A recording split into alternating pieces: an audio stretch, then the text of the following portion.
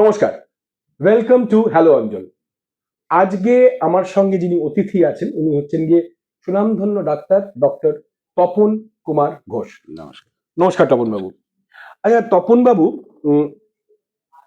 আপনি তো দীর্ঘ ২৬ বছর হয়ে গেল আপনি এই গোল পার্কের এখানে প্র্যাকটিস করছেন, অ্যাস্থেটিক ডেন্টাল ক্লিনিক আপনার নিজের ক্লিনিকে। তো আমার দর্শকদের যদি আপনি একটু বলেন যে আমরা না খুব অনেক জায়গা থেকে শুনি ওই এখন নতুন একটা প্রচলিত টার্ম ব্যবহার করা হয়, ইমপ্লান্ট। নিশ্চয়ই শুনেছেন।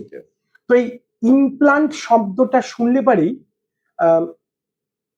সাধারণ জনতা মানে আমাদের মতো যারা অত টেকনিক্যালি সাউন্ড নই, আমরা ভাবি ওরে বাবারে কি বসবে মুখে, তাতে কি ঠিকঠাক থাকবো, খেতে ঠিকঠাক পারবো কি, বা আমার খরচ কি প্রচন্ড আমরা আজকে এই টপিকটা নিয়ে একটু আপনার সঙ্গে আলোচনা করি। বেশ। আর আপনি যদি প্রথমে একটু আপনাকে দর্শকের সামনে তুলে ধরেন। বলি, হ্যাঁ, আমার নাম ডক্টর তপন ঘোষ। আমি কলকাতায় প্র্যাকটিস করছি গোল পার্কে সিন্স লাস্ট 26 ইয়ার্স। অ্যান্ড আমার স্পেশালিটি ইমপ্লান্টোলজি, যে সাবজেক্টটা নিয়ে আজ অঞ্জনবাবু এসেছেন আমাদের কাছে। সো ডেফিনেটলি আমি আশা করছি এটা সম্বন্ধে আমি কিছু আলোকপাত করতে পারবো আপনাদের সামনে, যাতে আপনাদের বুঝতে সুবিধে হয় যে হোয়াট ইজ আ ইমপ্লান্ট, এবং যদি কোনো জিংস থেকে থাকে সেটা আমি ভাঙার চেষ্টা করবো। হ্যাঁ, আচ্ছা তপন বাবু, আমি যদি প্রথম জিজ্ঞেস করি ইমপ্লান্ট কি? রাইট। সো বেসিক্যালি অনেকেই ভাবে ইমপ্লান্ট মানে একটা বিরাট বড় একটা অপারেশন, একটা বিরাট বড় সার্জারি। মানুষের মনের মধ্যে আমি দেখেছি যে একটা ভয় কাজ করে অনেক সময়। কিন্তু আল্টিমেটলি ইমপ্লান্ট সম্বন্ধে একটা কথা বললেই আপনারা বোধহয় একটু ধরতে পারবেন। সেটা হচ্ছে ইমপ্লান্ট কোথা থেকে এলো। ইমপ্লান্টের গল্পটা কিন্তু খুব মজাদার গল্প। ইমপ্লান্টের ইনভেনশন যদি বলেন, ডক্টর ব্রেনেমার বলে একজন জার্মান ফিজিশিয়ান ছিলেন। He was not even a dentist.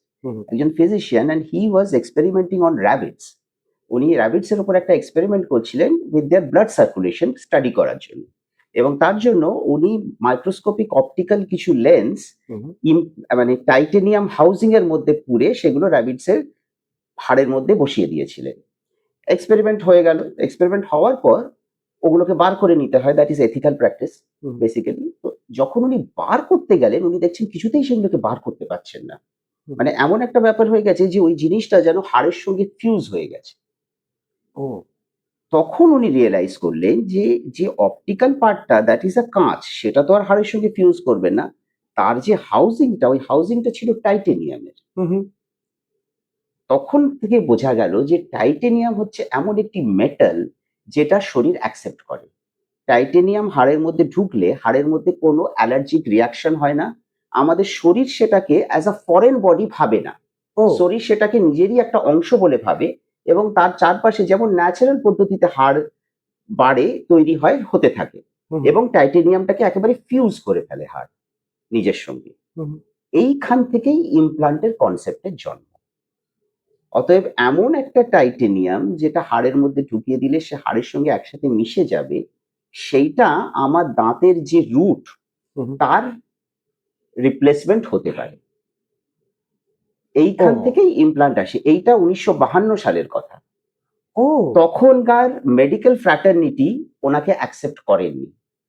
অনেক বছর বাদে উনি অনেক লড়াই করেছিলেন এই জিনিসটাকে এস্টাবলিশ করার জন্য। কেউ অ্যাকসেপ্ট করেনি যে হাড়ের মধ্যে কোনো কিছু এইভাবে ফিউজ হতে পারে। সেটা মানে তখনকার মেডিকেল ফ্র্যাটার্নিটি সেটাকে অ্যাকসেপ্ট করেনি। অনেক বছর বাদে অ্যারাউন্ড 1980s এ গিয়ে উনি বেশ কিছু পেপার্স, উনি তারপর থেকে ইমপ্লান্ট বসাতে শুরু করেন অন পেশেন্টস এক্সপেরিমেন্টালি, এবং সেই ইমপ্লান্টস গুলো লাস্ট করতে শুরু করে বছরের পর বছর। যার জন্য 1982 বা 83 হবে, সেই সময় উনি প্রায় 200টি এক্সপেরিমেন্টাল পেপার্স উনি সাবমিট করেন।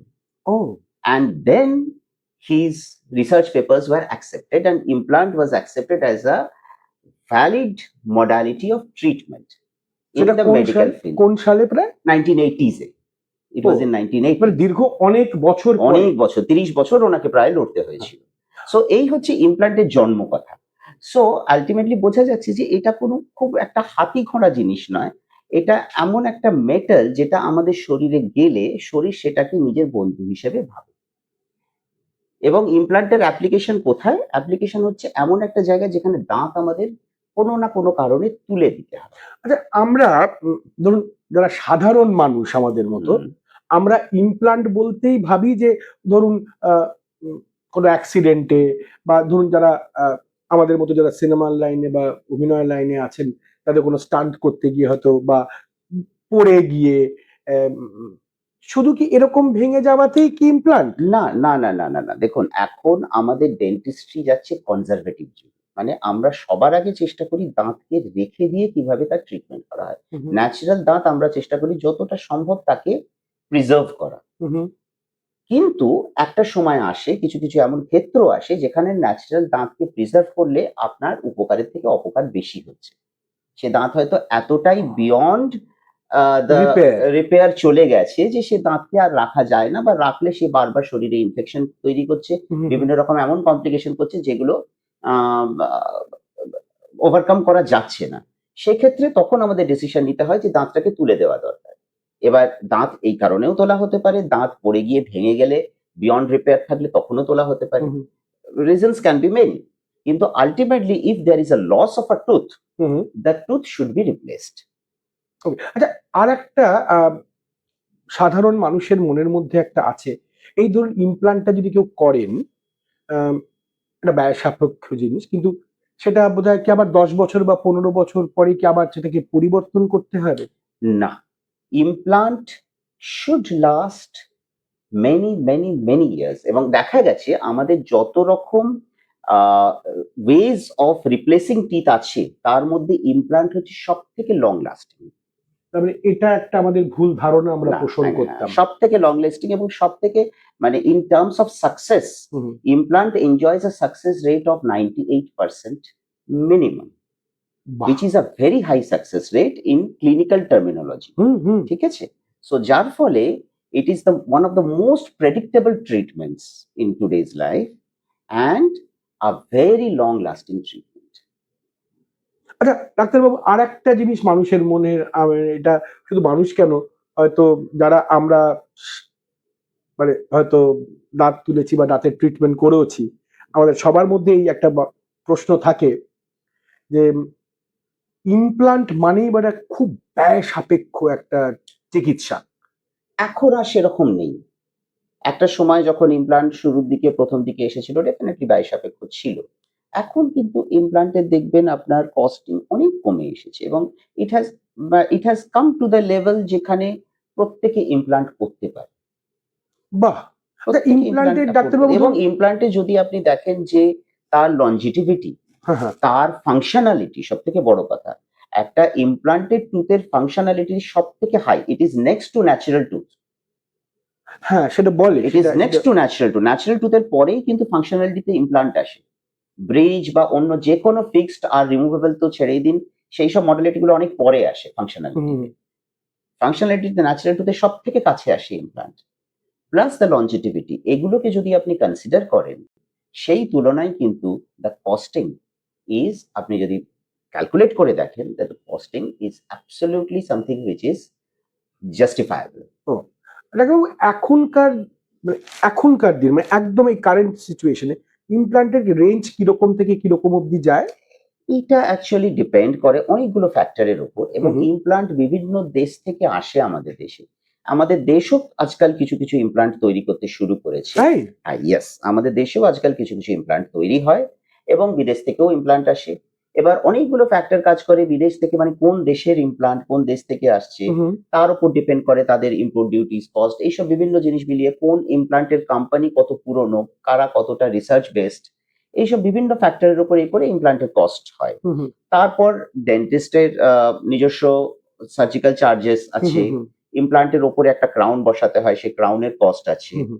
এইগুলো সবকিছু মিলিয়ে একটা ইমপ্লান্টের কস্ট হয়। হুম। হুম, তো মোটামুটি ধরুন একটা কিরম থেকে it কিরকম can অবধি it যায়? can I think it can start from something as low as 20,000.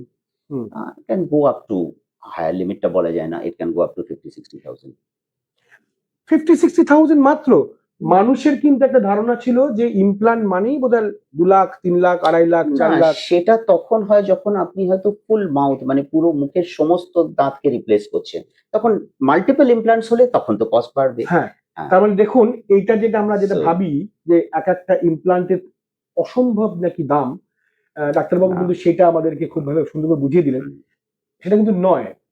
আচ্ছা ডাক্তারবাবু, এবার আমরা যদি ইমপ্লান্টের কি কি ইম্পর্টেন্স মানে প্রাধান্য বা উপকারিতা কি? প্রধান জিনিস হচ্ছে ইমপ্লান্ট করার উদ্দেশ্য হচ্ছে আমার মিসিং টিউথকে রিপ্লেস করা। হুম, যে দাঁতটা রাখতে পারা যায়নি হ্যাঁ, তাকে রিপ্লেস করা। যেটা আপনি প্রথমেই হ্যাঁ, বললেন। হ্যাঁ। হ্যাঁ। সো সবথেকে প্রথম হচ্ছে ফাংশনালিটি। ফার্স্ট থিং, হুম, হুম, যে কারণ ফাংশনালিটির দিক থেকে যেমন আমি একটু আগেও বললাম যে ন্যাচারাল দাঁতের পরেই আছে implant. Hmm, hmm? In terms of মানে আপনি চিউইং পাওয়ার বলুন, যাই বলুন না কেন এটা হচ্ছে সবথেকে ভালো। দ্বিতীয় জিনিস ডেফিনিটলি অ্যাসথেটিক্স। হুম, হ্যাঁ?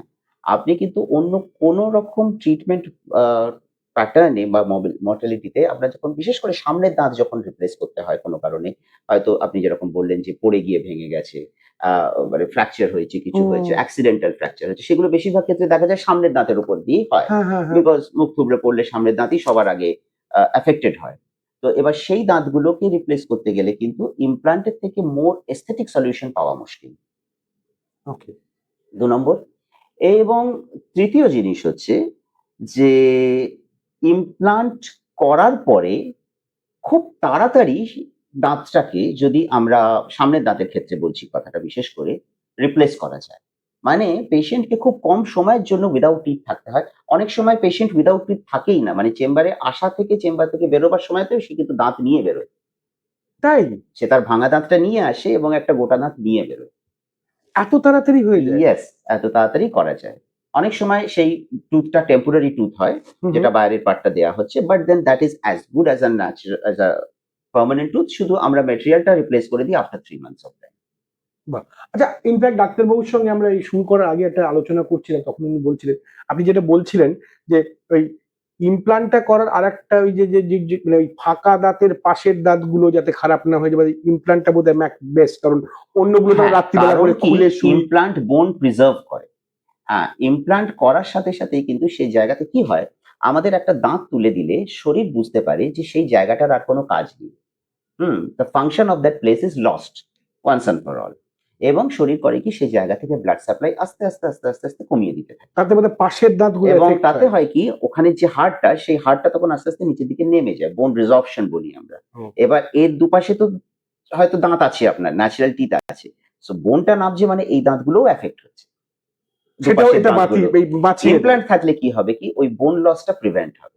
কারণ ও সেখানে তো আর আপনি যেরকম ফার্দার বোন বললেন, লস হ্যাঁ, হয় আপনি না। যেরকম বললেন ওই হ্যাঁ, ওই টাইটেনিয়ামটা বোধহয় বোনের সঙ্গে মিশে গিয়ে মিশে ওই গিয়ে বনই মতোই হয়ে গিয়ে হয়ে ওটাকে যায়। হ্যাঁ, রেস্টোর করে হ্যাঁ, নেয়। হ্যাঁ। এটা কিন্তু আমরা অসম্ভব ভালো জিনিস জানলাম যে আমাদের ইমপ্লান্টের প্রতি যে এটা ভয়, ভীতি, তারপরে কতটা খরচ। মানে আমরা নিশ্চয়ই চাইবো জানতে যে বিভিন্ন রকম কিরম কিরম কি ইমপ্লান্ট আছে। তো এই এপিসোডটাকে খুব বেশি বড় না করে আমরা এটাকে পরের এপিসোডে নিয়ে যেতে পারি নিশ্চয়ই, ডাক্তারবাবু। নিশ্চয়ই, নিশ্চয়ই। আর আমি কথা দিচ্ছি আপনাদেরকে, আপনারা জানেন যেরকম যে এবার থেকে হ্যালো অঞ্জনে মঙ্গলবার করে এই ডাক্তারি বিভাগটা শুরু করছি আমি। আগে যেটা একসঙ্গে ছিল সেটা ভাগ হচ্ছে। তো ডাক্তারবাবু থাকবেন, আরেকজন ডাক্তার মানে আরো অনেকেই আসবেন, আপনারা দেখতে পাবেন। কিন্তু তপন বাবুকে দিয়ে আমি এটা শুরু করলাম। আর এমন একটা টপিক নিয়ে শুরু করলাম যেটা আমাদের কাছে এখন প্রচন্ড রকম গুরুত্বপূর্ণ আর প্রচন্ড রকম প্রাসঙ্গিক। কারণ আহ, দাঁতে আমরা দাঁত থাকতে মানে তাকে মর্যাদা দিই না, তার মূল্যায়ন এটা করি বুঝতে না। হবে দাঁত is an equally important part of the body as our limbs, as any other part of the body. হ্যাঁ না? তো সো আমরা সামনের সপ্তাহে আবার ডাক্তারবাবুকে পাবো। আর আমি যেটা আপনাদের সবসময় বলে থাকি, আপনারা যারা প্রথমবার আমার চ্যানেল দেখছেন, সাবস্ক্রাইব করুন, লাইক করুন, শেয়ার করুন, কমেন্ট করুন। আর আপনি বলুন আপনার কি কি টপিক নিয়ে আরো কথা বলতে চান। ডাক্তারবাবু, অন্যান্য ডাক্তারবাবু সবাইকে আমি তাদের কাছে পৌঁছবো, তাদেরকে নিয়ে ধরবো। আর ততদিনের জন্য ভালো থাকুন, ভালো রাখুন, সুস্থ থাকুন, সুস্থ রাখুন। আপনাদেরকে সবাইকে নমস্কার। নমস্কার ডাক্তারবাবু। ধন্যবাদ, ধন্যবাদ। নমস্কার। নমস্কার।